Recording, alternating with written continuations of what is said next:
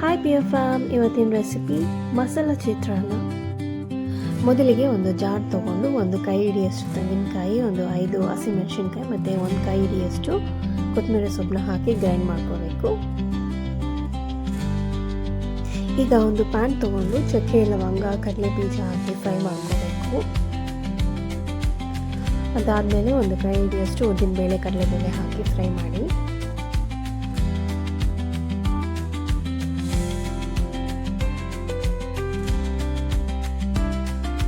Cut ಮಾಡಿರುವಂತಹ 2 ಈರುಳ್ಳಿನ ಹಾಕಿ ಚೆನ್ನಾಗಿ ಫ್ರೈ ಮಾಡ್ಕೊಳ್ಳಿ. ಒಂದು ಕೈ ಹಿಡಿಯಷ್ಟು ಕರ್ಬೇವಿನ ಸೊಪ್ಪು ಹಾಕಿ ಫ್ರೈ ಮಾಡಿ. 1 ಸ್ಪೂನು ಶುಂಠಿ ಬೆಳ್ಳುಳ್ಳಿ ಪೇಸ್ಟ್ ಹಾಕಿ ಚೆನ್ನಾಗಿ ಫ್ರೈ ಮಾಡಿ. ಇದಾದಮೇಲೆ ಗ್ರೈಂಡ್ ಮಾಡಿರೋ ಮಸಾಲನ ಹಾಕಿ ಚೆನ್ನಾಗಿ ಫ್ರೈ ಮಾಡಿ.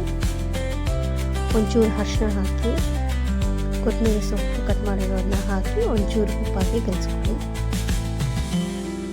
ಲೋ ಫ್ಲೇಮ್ನಲ್ಲಿ ಒಂದು 3 to 4 ಮಿನಿಟ್ಸ್ ಇದನ್ನು ಕುಕ್ ಮಾಡಿ. ಅರ್ಧ ನಿಂಬೆಹಣ್ಣು ಸ್ಕ್ವೀಸ್ ಮಾಡಿ ಚೆನ್ನಾಗಿ ಮಿಕ್ಸ್ ಮಾಡಿ. ಕುಕ್ ಮಾಡಿರೋ ರೈಸ್ನ ಹಾಕಿ ಮಿಕ್ಸ್ ಮಾಡಿ.